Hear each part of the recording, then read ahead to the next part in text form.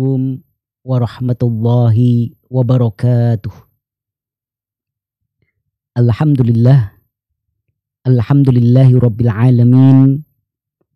Wassalatu wassalamu ala asyrafil anbiya'i wal mursalin wa ala alihi wa ashabihi wa tabi'in ajma'in ila yaumiddin. Wa qad qala Allah ta'ala fi kitabihil karim ba'da na'udzu billahi minasyaitonir rajim. Ya ayyuhalladzina amanu taqullaha haqqa tuqatih wa la tamutunna illa wa antum muslimun. Wa qala Rasulullah sallallahu alaihi wasallam, ittaqillaha haitsuma kunta wa atbi'is sayyi'atal hasanata tamhuha wa khaliqin nasa bi khuluqin hasanin. Fa inna asdaqal hadithi kitabullah wa khairal hadi hadi Muhammadin sallallahu alaihi wasallam wa syarral umuri muhdatsatuha fa inna kulla muhdatsatin bid'ah wa kulla bid'atin dhalalah wa kulla dhalalatin finnar. Ma'asyiral muslimin wa zumratal mu'minin, para ayahanda, para ibunda, para wali santri dan segenap pemirsa Ibaska TV yang dirahmati oleh Allah Subhanahu wa taala. Alhamdulillah, kita bersyukur kepada Allah Subhanahu wa taala. Kita berdalam kesadaran kita akan betapa besar kenikmatan dari Allah Subhanahu wa taala yang saat ini kita rasakan. Meskipun begitu banyak masalah-masalah yang kita hadapi, begitu banyak berseliweran berita duka, sebagian saudara kita ada yang sakit, sebagian kerabat kita, bahkan orang tua kita sudah dipanggil dahulu oleh Allah Subhanahu wa taala. Akan tetapi yakinlah bahwasanya nikmat Allah Subhanahu wa taala masih lebih banyak. Maka penting bagi kita semuanya untuk senantiasa menghitung-hitung, mengingat-ingat betapa banyak karunia dari Allah Subhanahu wa taala. Sebagaimana yang dilakukan oleh seorang salaf, Sa'id bin Jubair, bagaimana beliau melakukan qiyamul lail semalam suntuk sampai subuh hanya dengan membaca satu ayat, wa in ta'uddu nikmatallahi la tuhsuha. Dan jika kalian hitung-hitung kenikmatan Allah Subhanahu wa taala, maka tidak akan mungkin bisa. Beliau membaca ayat ini berulang-ulang sambil terus membayangkan kenikmatan dari Allah Subhanahu wa taala satu persatu yang beliau rasakan. Ya, inilah ikhwafillah arsyadakumullah yang penting untuk kita lakukan pada hari-hari ini, di saat begitu banyak kesulitan, begitu banyak kesusahan, begitu banyak berita duka kita dengar setiap hari. Yakinlah bahwasanya kenikmatan dan karunia dari Allah Subhanahu wa taala tetap lebih banyak. La in syakartum la azidannakum wa la in kafartum inna adzabi lasyadid. Dan salah satu kenikmatan yang malam hari ini kita rasakan, para ayahanda, para ibunda, para wali santri dan segenap pemirsa Ibaska TV yang dirahmati oleh Allah Subhanahu wa taala, adalah kenikmatan kita bisa berthalabul ilmi. Kita bisa menuntut ilmu, kita bisa mentadabburi ayat-ayat Allah Subhanahu wa taala, bagaimana dikatakan oleh para salaf di antara obat hati, ya, dawa'u amradil qulub, obat dari penyakit-penyakit hati. Yang pertama adalah tilawatil Quran ma'at tadabbur. Bagaimana kita membaca Al-Quran disertai dengan tadabbur. Yang ini banyak diterjemahkan ya di masyarakat kita dengan obat hati. Ada 5 perkara ya. Tombo ati iku 5 perkara nih. Ya. Kaping pisan yang pertama apa? Moco Quran lan maknane. Bagaimana kita mentadabburi ayat-ayat Allah Subhanahu wa taala seperti yang kita lakukan pada kesempatan malam hari ini, apalagi kemudian kita hubungkan dengan kewajiban kita sebagai orang tua. Kewajiban kita sebagai seorang ayah, kewajiban kita sebagai seorang ibu, kewajiban kita sebagai pendidik generasi umat ini. Ya, tentu ini adalah kebaikan di atas kebaikan, keberkahan, berlapis keberkahan yang insya Allah kita dapatkan pada majelis malam ini. Ma'asyiral muslimin wa zumratal mu'minin a'azzakumullah.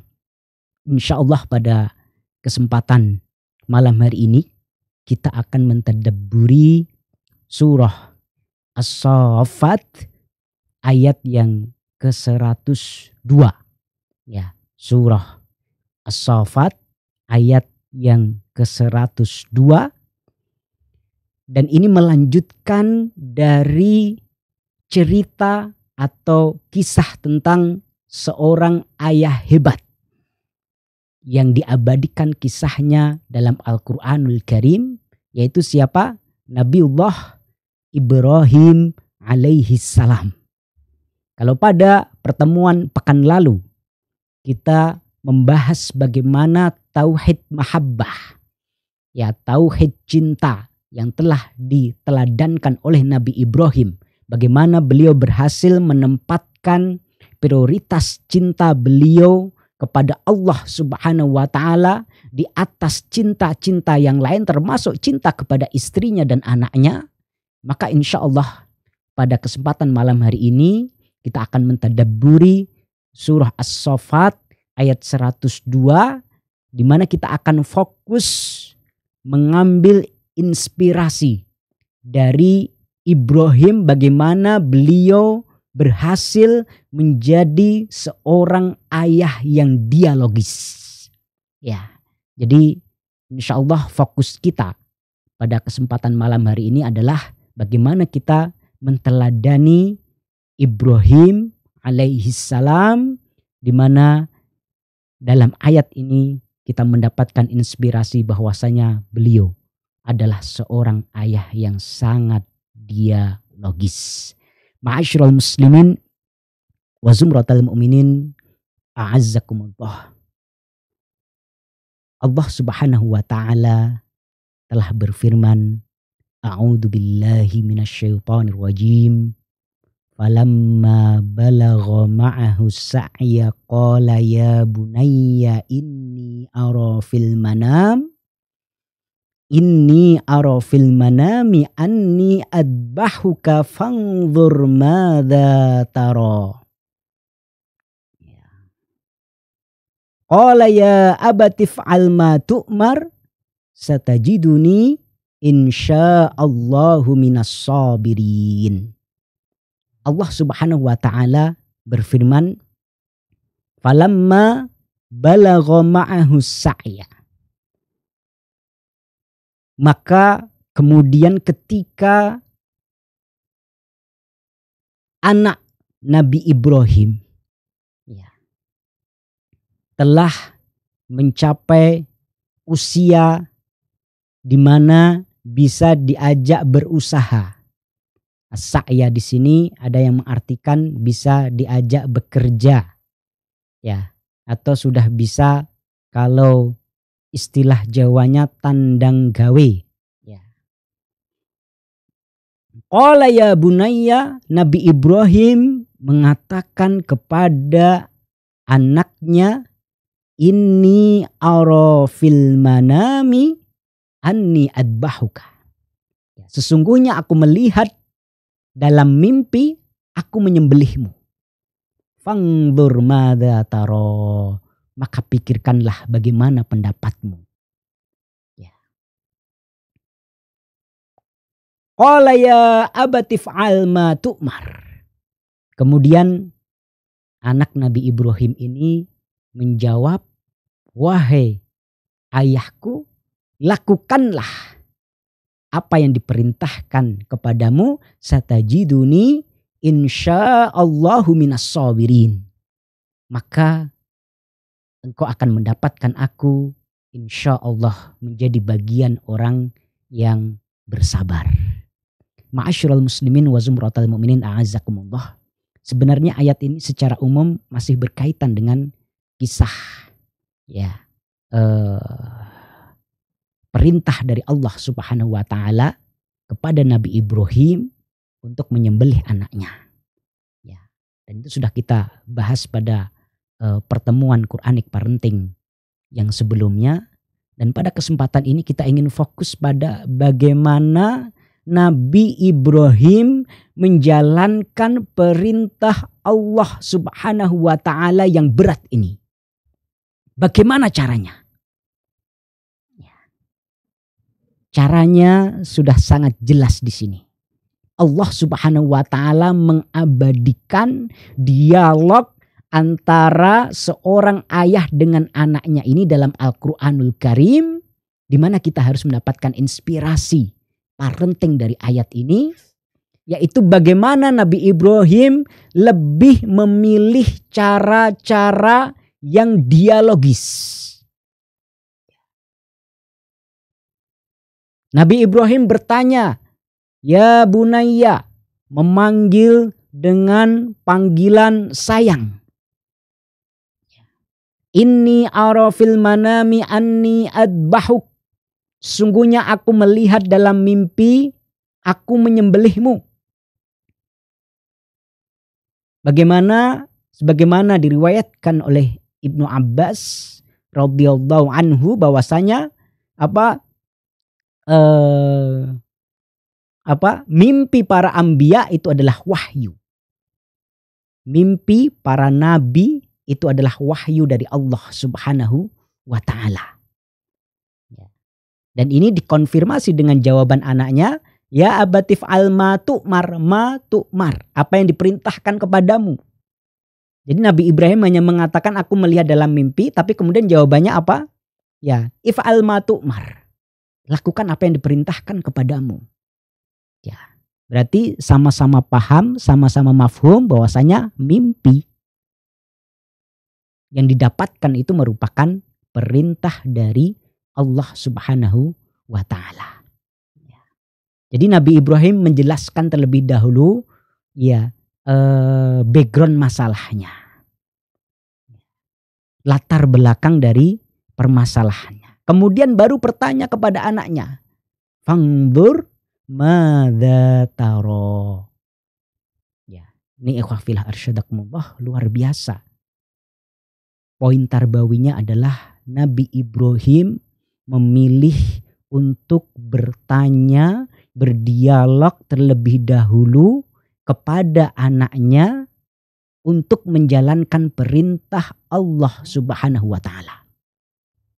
Padahal bisa saja Nabi Ibrahim itu menempuh jalan yang lain. Ya, apakah menyembelih Nabi Ismail ketika dia sedang tidur, ataukah menyembelih atau langsung menebas leher Nabi Ismail ketika dia sedang terlena atau sedang melakukan aktivitas apa yang menyibukkan perhatian dia, langsung ditebas dari belakang. Ya, misi terlaksana. Tapi ternyata Nabi Ibrahim tidak menempuh jalan itu. Nabi Ibrahim dalam menunaikan perintah Allah Subhanahu wa taala, menjalankan kewajibannya sebagai seorang hamba Allah Subhanahu wa taala dalam mendidik anaknya, menunaikan syariat Allah Subhanahu wa taala dalam keluarganya. Nabi Ibrahim menempuh untuk berdialog. Ini ikhwahfilah arsyadakumullah, satu poin yang luar biasa. Ya.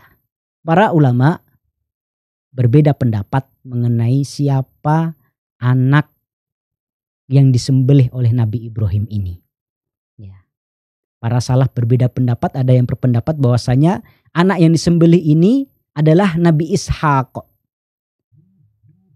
Dan ada juga yang berpendapat sebagaimana ini yang banyak dipilih oleh para ulama-ulama kontemporer dan inilah yang tersebar di kaum muslimin, yaitu yang disembelih adalah Nabi Ismail. Adapun Al-Asma'i, beliau lebih merojihkan ya bahwasanya yang disembelih, yang hendak disembelih dalam ayat ini itu adalah Nabi Ismail alaihi salam.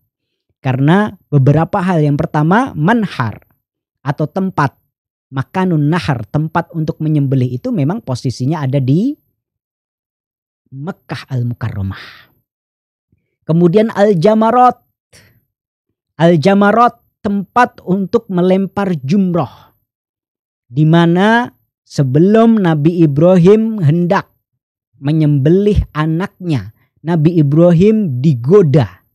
Ya, mendapatkan was-was dari iblis. Ya, untuk menggagalkan rencana Nabi Ibrahim melaksanakan perintah Allah Subhanahu wa taala, maka kemudian Nabi Ibrahim melempar iblis tersebut ya di 3 tempat yang sekarang kemudian menjadi jamarat, baik itu jumroh ula, jumroh wusta, kemudian jumroh aqabah. Ya. Ini ikhwah fillah arsyadakumullah, jamarat itu berada di Mekkah Al-Mukarramah. Dan sejarah menjelaskan bahwasanya yang tinggal di Mekkah Al-Mukarramah itu siapa? Nabi Ismail, bukan Nabi Ishak alaihi wassalam. Ya, dari sini kemudian jelas, meskipun para salaf berbeda pendapat, tapi ya fakta-fakta atau situs-situs sejarah itu mengkonfirmasi bahwasanya yang dimaksud dengan anak yang hendak disembelih oleh Nabi Ibrahim ini adalah Nabi Ismail alaihi salam. Ma'asyiral muslimin wa zumratal mu'minin a'azzakumullah. Kemudian para mufassir juga berbeda pendapat mengenai usia Nabi Ismail ketika hendak disembelih ini. Ya. Karena Al-Qur'an hanya menyebutkan falamma balagha ma'ahu sa'ya. Ya. Di mana tadi sudah kita artikan ya, balagha ma'ahu sa'ya ini apa? Kalau secara bahasa sebagaimana tadi kita sebutkan ya, usia di mana Nabi Ismail itu sudah bisa diajak untuk bekerja. Ya. Atau kalau bahasa Jawanya wes esoh tandang gawe gitu ya. Tapi untuk berapa usia Nabi Ismail itu para ulama, para mufassir berbeda pendapat, dan ini penting. Karena ini nanti terkait dengan marhalatul umur, ya, usia perkembangan anak kita dan kapan pasnya kita menerapkan metode dialogis ini. Ya. Al-Imam Al-Baghawi dalam tafsirnya beliau menyebutkan beberapa pendapat, ya, mengenai berapa usia Nabi Ismail ketika hendak disembelih oleh Nabi Ibrahim. Ya, pendapat pertama mengatakan usianya 7 tahun. Ya. Kemudian pendapat yang kedua mengatakan usianya 23 tahun. Ya, selisihnya lumayan jauh. Adapun menurut Ibnu Abbas, ya, usia Nabi Ismail ketika itu adalah masa atau usia ihtilam. Ihtilam itu usia ketika seorang anak sudah mimpi basah. Berarti anak itu sudah baligh. Ya, kalau kita sekarang mungkin sudah usia akhir sekolah dasar atau awal SMP, ya, tergantung anak itu mencapai kedewasaan secara biologis. Jadi menurut Ibnu Abbas bahwasanya Nabi Ismail ketika hendak disembelih itu adalah pada marhalatul bulugh, yaitu pada fase ketika Nabi Ismail sudah baligh. Ya. Ini ikhwah fillah arsyadakumullah. kalau anak-anak kita sekarang mungkin masa remaja, ya, masa remaja ketika baru balik. Ya. Ini waqfil arsyadakumullah. Informasi ini penting karena nanti kaitannya dengan praktek kita dari metode yang telah diterapkan oleh Nabi Ibrahim tadi, ya, dalam mendidik anak-anak kita. Ya. Ma'asyiral muslimin wa zumratal mu'minin a'azzakumullah. Ada beberapa poin tarbawi yang penting sekali, ya, yang harus kita garis bawahi dari ayat ini. Ya. Pertama, Nabi Ibrahim memanggil dengan panggilan sayang. Ya bunayya, itu adalah panggilan sayang. Kemudian sebagaimana yang tadi kita sampaikan, Nabi Ibrahim memilih cara untuk berdialog terlebih dahulu. Ya, yaitu berdialog dua arah. Dan dalam melaksanakan itu tidak dengan kata perintah. Bisa saja, nak, ya, kamu tak sembelih. Ya. Allah Subhanahu wa taala memerintahkanku untuk menyembelihmu. Kamu akan aku sembelih. Bisa saja seperti itu atau dengan cara-cara yang langsung sebagaimana kita sampaikan, tapi tidak. Nabi Ibrahim memilih, ya, alih-alih melakukan perintah secara monolog, ya, Nabi Ibrahim memilih untuk berdialog dua arah dengan bertanya terlebih dahulu. Ini ikhwah fil arsyadakumullah, ya, dalam upaya Nabi Ibrahim berdialog kepada anaknya ini menunjukkan ahammiyatu uslubil hiwar fit tarbiyah al-islamiyah. Ya, tentang urgensi metode dialog dalam pendidikan Islam. Ya. Terutama kepada anak-anak yang sudah bisa diajak mikir. Ya. Kalau kita mengikuti pendapat yang 7 tahun, usia 7 tahun itu sudah lumayan. Ya, sudah bisa diajak untuk berpikir yang ringan-ringan. Ya, maka sudah penting untuk diterapkan oleh uslub al-hiwar ini, dialog ini.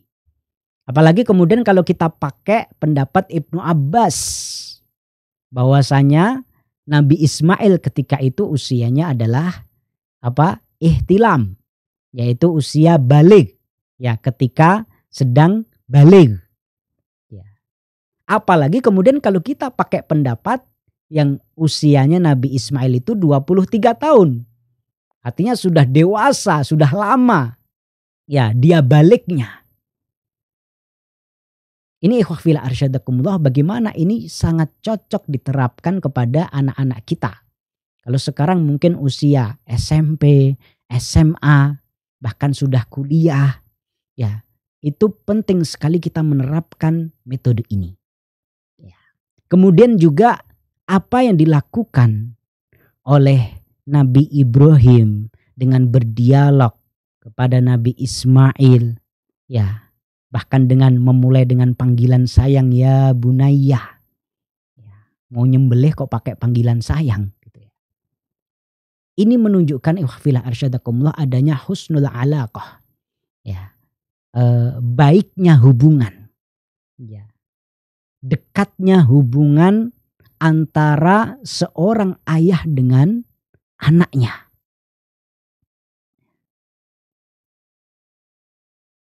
Karena di antara bentuk hubungan yang dekat itu adalah berdialog, ngobrol. Ya.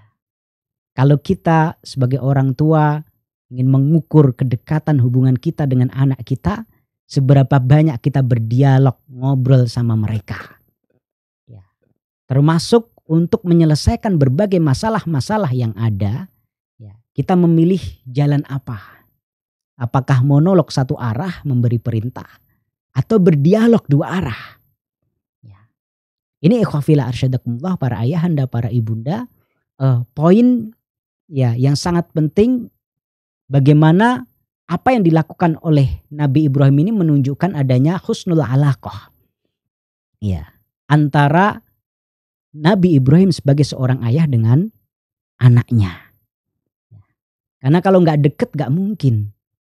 Ya, kalau nggak deket nggak mungkin. Dan hari ini kita mendapatkan banyak fenomena ya para ayah-ayah bisu. Ya. Apa? Ayah-ayah bisu. Ayah-ayah yang jarang ngobrol sama anaknya. Terutama anak cowok. Ya. Jangankan ngobrol, mungkin waktu untuk bertemu saja sangat terbatas. Karena kesibukan kerja, karena tugas, karena amanah dan lain sebagainya. Untuk sekedar bertemu saja jarang, apalagi ngobrol. Ya.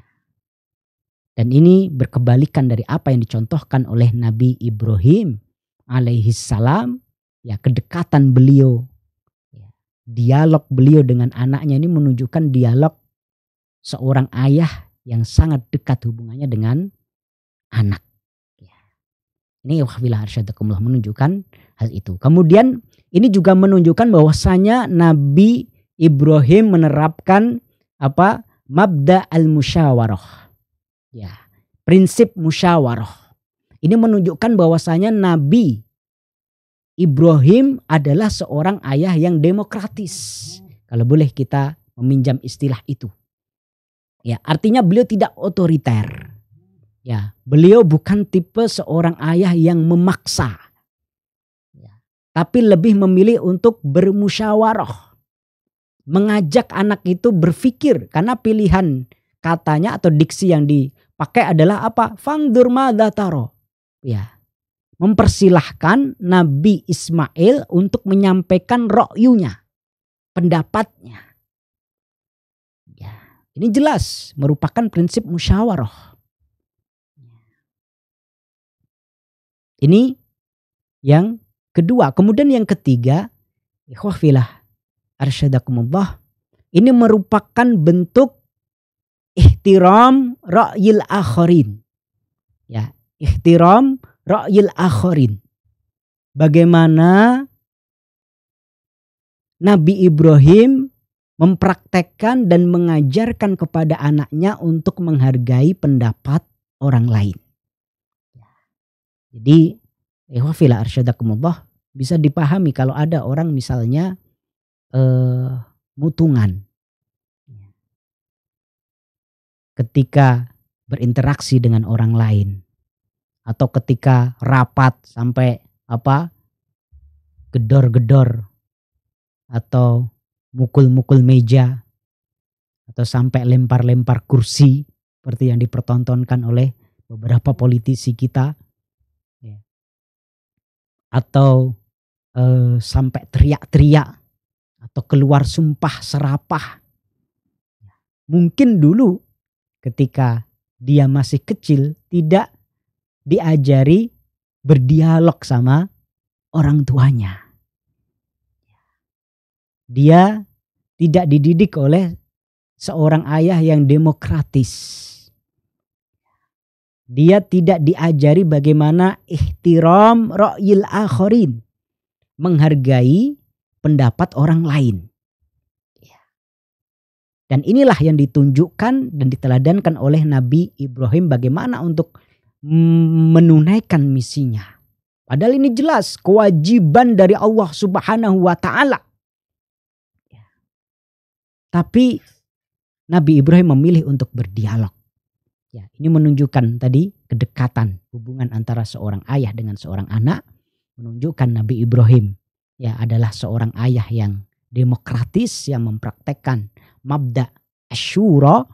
Ya. Kemudian juga menunjukkan apa? Nabi Ibrahim ihtiram, menghargai pendapat atau pandangan anaknya. Dan ini nanti ketika besar, ikhwafillah arsyadakumullah, kalau kita praktekkan pada anak kita, mereka juga akan tumbuh dalam apa kejiwaan atau akhlak bagaimana menghargai pendapat orang lain. Dan ikhwah filah arsyadakumullah, setidaknya Nabi Ibrahim ingin mengajak anaknya menjalankan perintah Allah Subhanahu wa taala itu dengan penuh kesadaran. Ya. Bukan terpaksa. Atau kemudian tiba-tiba terlaksana. Ya, kalau bahasa Jawanya dilimpekke gitu ya. Tidak. Nabi Ibrahim justru untuk mentanfid, melaksanakan perintah Allah Subhanahu wa taala ini, menjelaskan latar belakang masalah, kemudian bertanya pendapat anaknya.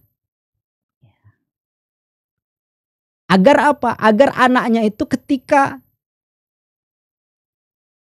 mereka berdua melaksanakan perintah Allah Subhanahu wa taala itu dengan ikhlas, dengan penuh kesadaran, tidak terpaksa, dan akhirnya sama-sama dapat pahala. Ini yang harus kita ambil inspirasi para ayahanda, para ibunda dari kisah Nabi Ibrahim dan Nabi Ismail ini. Ya, ketika kita mengajarkan sesuatu yang baik, ya, caranya juga harus yang baik. Jangan memaksa. Ya, jangan memaksa. Apalagi pada anak-anak usia murahaqah. Ya, masa-masa pubertas, menjelang dewasa, apalagi kalau sudah dewasa, apalagi kalau sudah lama dewasa, itu mereka mempunyai keakuan yang tinggi. Mereka ingin dihargai pendapat-pendapatnya, pandangan-pandangannya. Minimal kita bertanya terlebih dahulu, keinginan mereka apa? Pandangan mereka akan suatu masalah itu seperti apa? Lalu kemudian apa?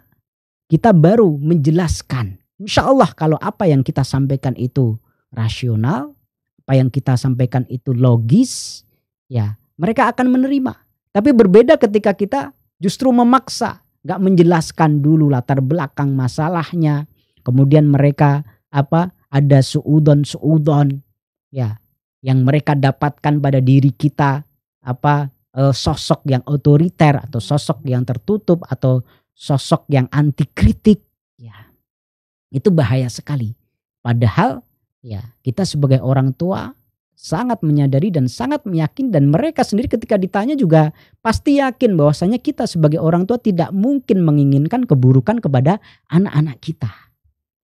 Maka seandainya kita menempuh jalan apa yang dicontohkan oleh Nabi Ibrahim alaihissalam, maka tentu itu akan lebih diterima oleh anak kita, sehingga anak kita ya ketika melaksanakan itu, melaksanakan dengan dengan riang gembira, dengan senang hati, dengan penuh kesadaran, hingga akhirnya sama-sama mendapatkan pahala dari Allah Subhanahu wa taala.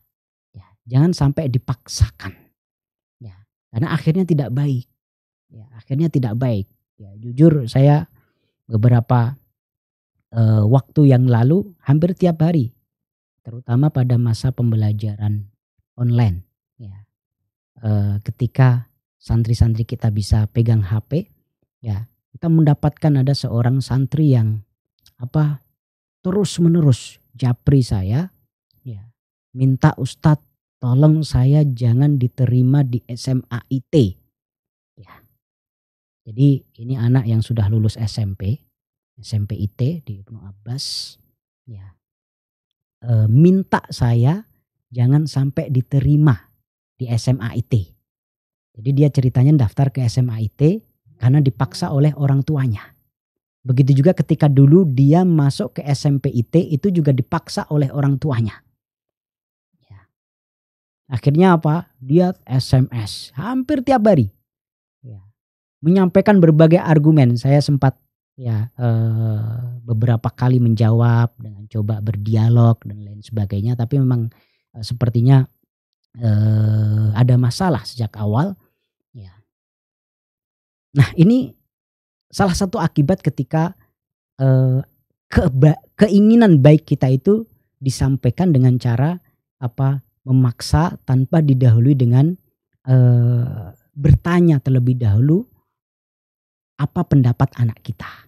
Ya, sebenarnya bisa dilakukan dengan yang dulu kita sampaikan ketika kita menyampaikan tentang bagaimana menanamkan melahirkan generasi penegak sholat ya sebelum ada marhalah al-hazm ya fase ketegasan itu penting ya ada kalanya memang harus memaksa terutama dalam masalah-masalah yang prinsip tetapi sebelum itu harus ada marhalatut tafhim ya memahamkan sebelum itu bahkan harus ada marhalatut tahbib membuat anak itu suka. Ya, ketika kita memang ingin anak kita di pesantren, coba sebelum kita memutuskan ya diajak ke pesantrennya terlebih dahulu, ya diceritakan bagaimana indahnya hidup di pesantren, ya bagaimana serunya bermain dengan teman-teman, ya bagaimana nanti masa depan ya kita tampilkan kepada anak-anak kita tunjukkan kepada anak kita beberapa profil alumni pesantren yang sudah sukses, ya keseimbangan antara dunia dan akhirat, antara agama dan umum. Ya. Kita pahamkan kepada mereka hingga kemudian mereka jatuh cinta sendiri. Ya, bukan dengan dipaksa. Ya, ini satu sekedar contoh ya. Ya wakhfila arsyadakumullah.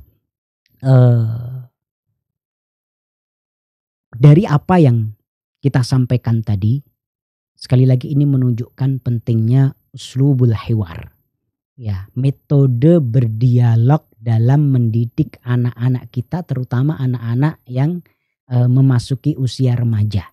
Baik itu murahaqah, pubertas atau sudah dewasa atau apalagi sudah jauh setelah dewasa. Ya. Di mana uslubul hiwar ini ada beberapa macam ya. Ada dalam bentuk torhus su'al. Ya, torhus soal seperti yang dilakukan oleh Nabi Ibrahim itu kan hanya bertanya saja. Ya, alhamdulillah jawabannya langsung benar. Ya, ya abatif almasat, ya abatif almatu'mar satajiduni insyaallah minas sabirin. Bagaimana kalau ngeyel? Ya, mungkin anak kita belum sesoleh Nabi Ismail yang mungkin kadang ngeyel. Ya, apalagi mereka memasuki fase-fase inat. Ya, pembangkangan, ya itu tentu nggak semudah apa yang dihadapi oleh Nabi Ibrahim yang anaknya memang sudah terkondisikan baik secara akidah, secara akhlak, secara visi kehidupan. Ya. Tarhus soal. Kemudian ada juga al-munadharah, ya, yaitu berdiskusi, saling menyampaikan argumen. Ya. Ini kalau diskusi ini biasanya masih adem. Nanti ada kalanya harus dengan bentuk hiwar yang lain yaitu jidal. Ya. Jidal yaitu debat. Ya. Ingat jidal ini harus dilakukan billati hiya ahsan. Ya. Kepada orang-orang kafir saja Al-Quran mengingatkan kita billati hiya ahsan. Yaitu dilakukan dengan cara yang baik. Ya. Dengan pikiran yang dingin. Dengan kata-kata yang baik. Tetap kata-kata dengan penuh sayang. Sebagaimana yang dicontohkan oleh Nabi Ibrahim tadi. Memanggilnya pun dengan ya bunayya. Ya. Bukan ya Ismail. Ya. Bagi yang berpendapat itulah Nabi Ismail. Atau ya Ishak. Bagi yang berpendapat itulah Nabi Ishak. Ya tidak, tapi manggilnya dengan panggilan sayang. Ya bunayya. Ini wakhfila arsyadakumullah. Al-mujadalah atau al-jidal. Kemudian ada juga yang sekarang banyak dikembangkan. Dan ini sebenarnya sudah ada dalam literatur klasik tarbiyah al-islamiyah. Yaitu al-hiwar al-banna. Al-hiwar al-banna. Ya.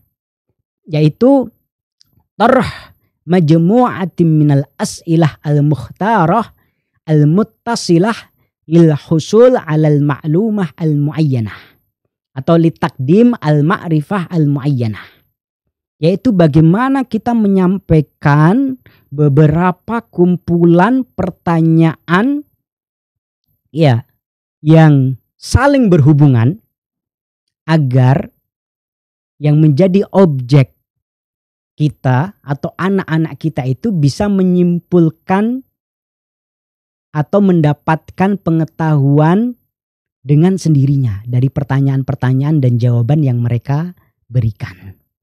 Ya. Ini adalah makna dari apa al-hiwar al-banna, ya, yang sekarang banyak sering disebut dengan metode apa coaching kalau nggak salah ya, coaching. Ya. Coaching yang saya maksud di sini bukan coaching at-tadrib, pelatihan bukan, tapi bagaimana menyelesaikan masalah. Ini banyak dipakai di beberapa perusahaan ya. Ya, menyelesaikan masalah ya dari leader bersama timnya atau bersama bawahannya, bukan dengan arahan-arahan satu arah ya, dengan apa perintah-perintah dari atas ke bawah, tapi lebih banyak menggali ya dengan pertanyaan-pertanyaan ya, dan memberikan feedback yang sederhana hingga kemudian ya tim itu sendiri yang menyimpulkan berdasarkan jawaban-jawaban tersebut ya, dan menemukan solusi dari permasalahan yang dia hadapi. Ya. Dan ini ikhwafillah arsyadakumullah, sebenarnya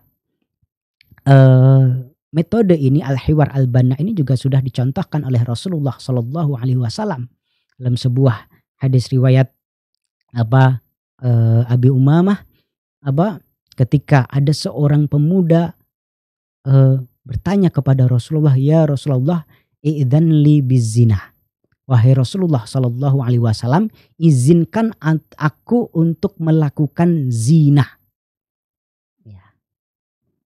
Apakah Rasulullah langsung menjawab, la, haram alaik? Ya, tidak. Ya.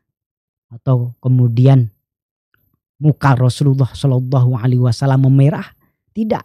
Ya. Padahal sahabat-sahabat yang lain yang melihat itu sudah getem-getem, ya, sudah apa menahan emosi. Ini kok ada pemuda kurang ngajar ketemu Rasulullah Shallallahu Alaihi Wasallam minta izin untuk berzina, melakukan sebuah fahisyah, melakukan sebuah dosa besar, pakai izin lagi ya, kepada Rasulullah.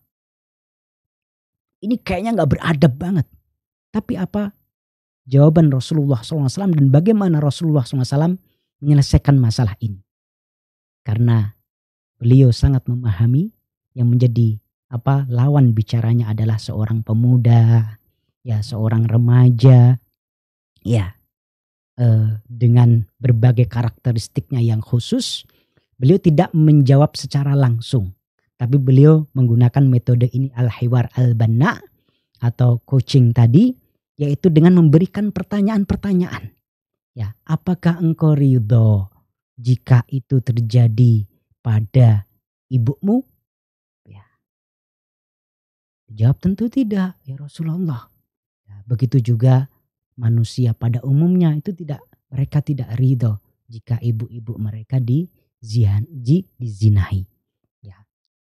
Kemudian tanya lagi, apakah engkau ridho jika itu terjadi pada apa saudari-saudari saudara-saudara perempuanmu? Ya. Dia menjawab sendiri tentu tidak, Rasulullah. Begitu juga orang-orang nggak mau ketika saudari-saudari mereka dizinahi. Apakah engkau ridho? Dengan pertanyaan lagi, jika itu terjadi pada bibi-bibimu? Ya. Dijawab tentu tidak. Ya. Akhirnya tanpa penjelasan panjang lebar, pemuda tersebut menyimpulkan bahwasanya zina ini adalah haram, bahwasanya zina ini adalah sebuah fahisyah, bahwasanya zina ini adalah sesuatu yang menjijikkan dan jangan sampai dilaksanakan, ya. Dengan metode torhus soal, dengan metode al-hiwar al-banna, dengan dialog yang dilakukan oleh Rasulullah Shallallahu Alaihi Wasallam, akhirnya anak muda itu legowo, ya, menerima itu dibandingkan ketika Rasulullah Shallallahu Alaihi Wasallam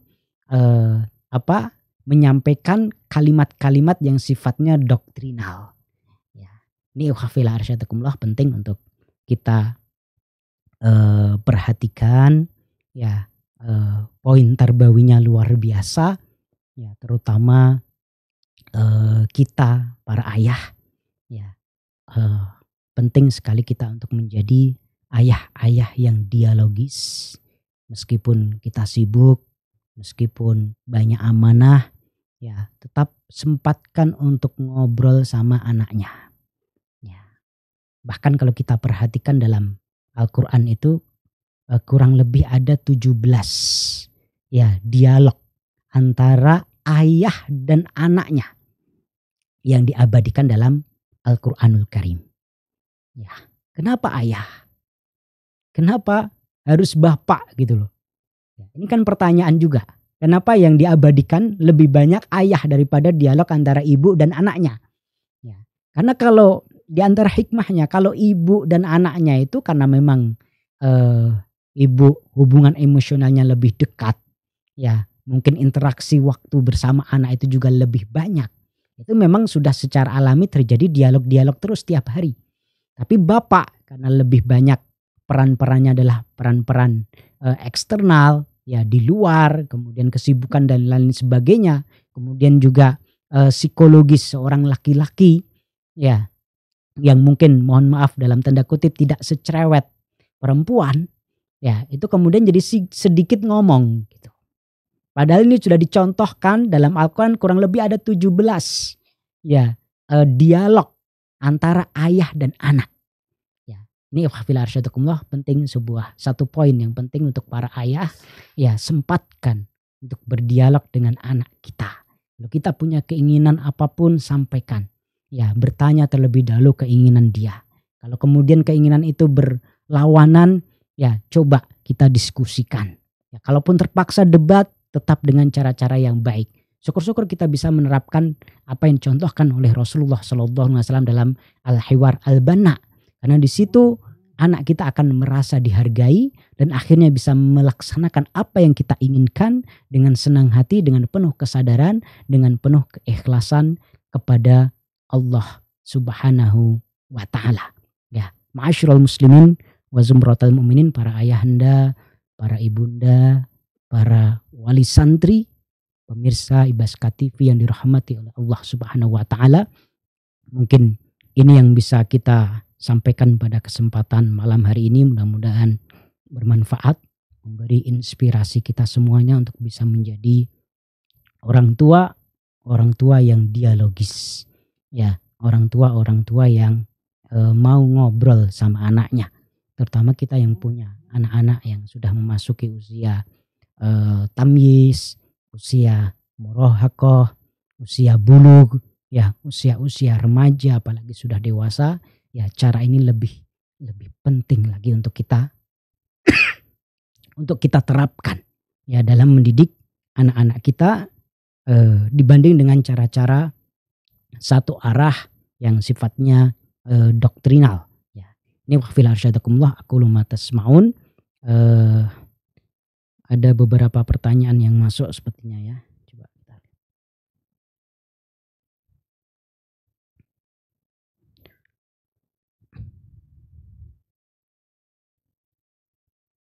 Dari atas saja ya.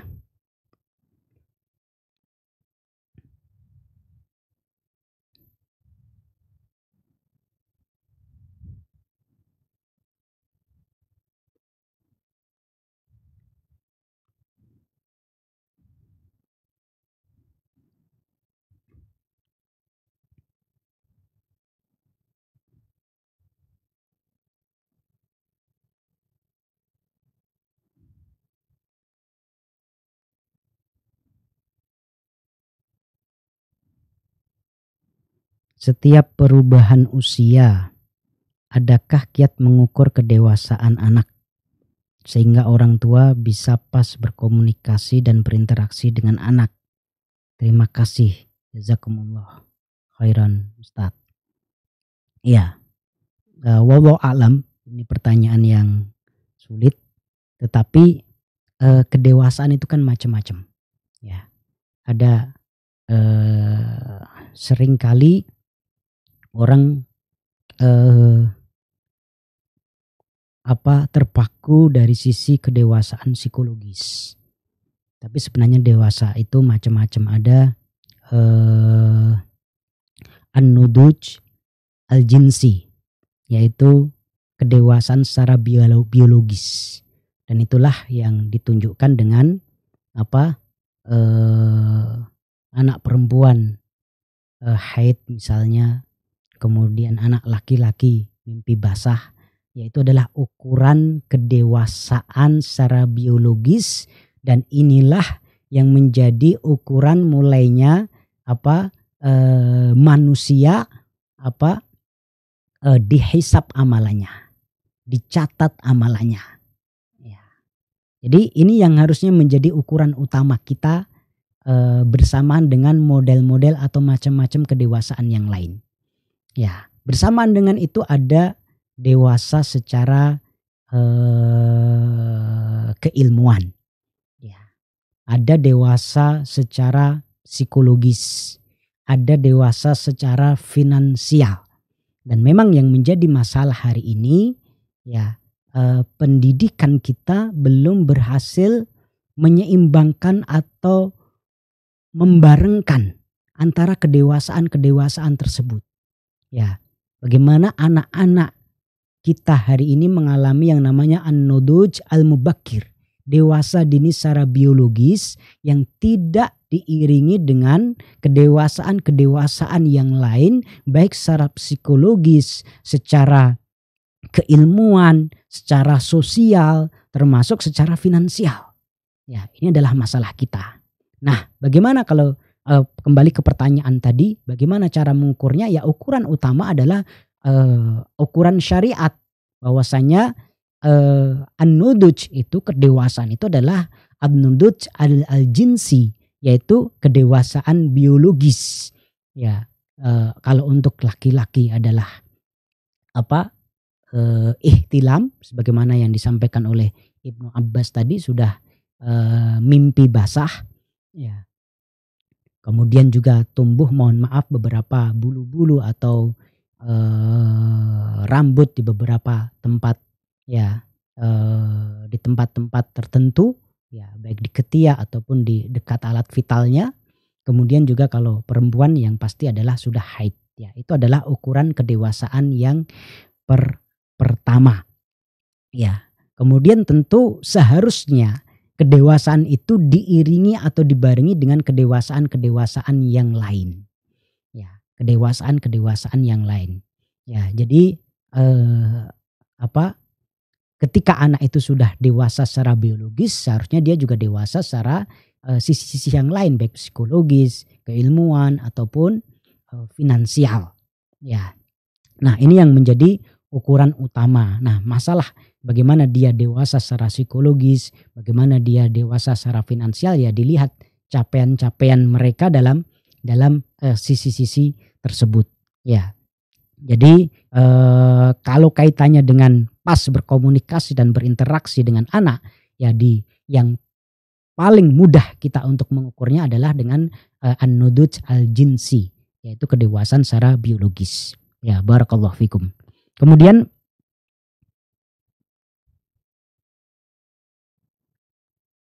Assalamualaikum Ustadz, bagaimana solusi kalau ada anak punya cita-cita tinggi tapi dikekang sama orang tuanya?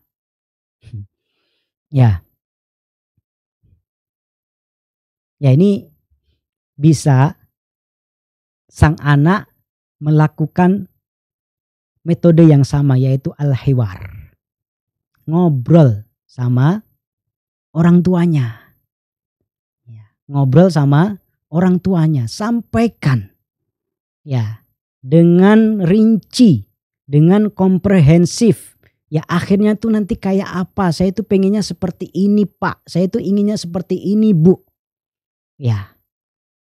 Kadang orang tua, sebagian orang tua tuh kadang underestimate sama anaknya, atau menganggap anaknya masih kecil atau tidak mampu dan lain sebagainya. Tunjukkan. Ya. Seperti pengalaman kami dulu ketika pengen nikah. Waktu itu masih kuliah di Madinah, belum selesai S1. Ya, saya anak ragil, anak terakhir. Kakak saya belum pada nikah. Kita minta kepada orang tua untuk nikah, diketawain gitu. Karena hanya omongan sesaat gitu. Tapi kemudian apa yang kita lakukan? Kita kirim surat. Kita kirim surat, jelaskan dari berbagai sisinya, dari sisi syar'i, dari sisi menjaga kehormatan diri, dari sisi prestasi, kemudian sampai kita sampaikan saya sekarang punya income segini tiap bulan, dapat beasiswa di sini sambil kerja sambilan dapat uang segini, nanti begini-begini caranya.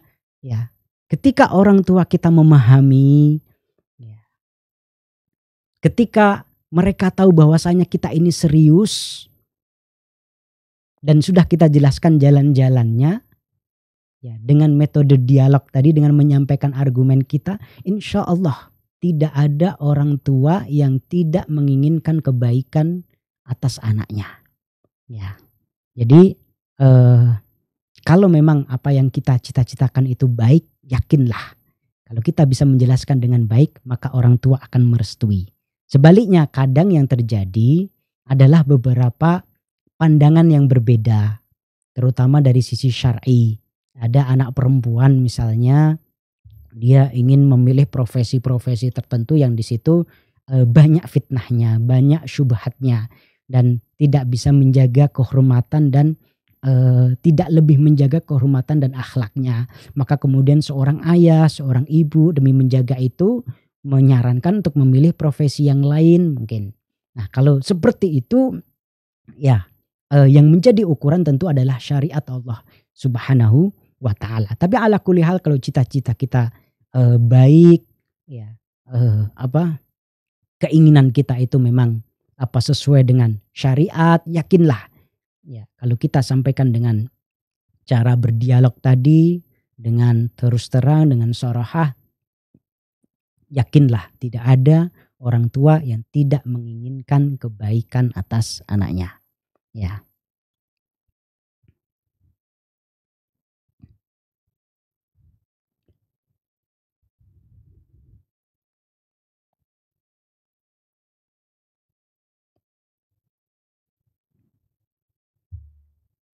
Baik, cukup ya insyaallah, alhamdulillah. Malam ini hanya ada 2 pertanyaan, sehingga kita bisa usai lebih awal. Sekali lagi para ayahanda, para ibunda, para wali santri, pemirsa Ibas Katif yang dirahmati oleh Allah Subhanahu. Nabi Ibrahim memilih untuk berdialog. Apalagi masalah-masalah yang tidak qat'i wajibnya. Seperti memilih jurusan, ya, memilih kuliah di mana, memilih sekolah di mana, memilih menikah sama siapa, ya. Apalagi yang seperti ini tentu ya kewajiban kita untuk bisa mempraktekkan metode ini. Dan kita akhiri, aqulu ma tasma'un, billahi fisabilil haq, fastabiqul khairat, nasrum minallah wa fathun qarib, wa basyiril mu'minin. Wassalamualaikum warahmatullahi wabarakatuh.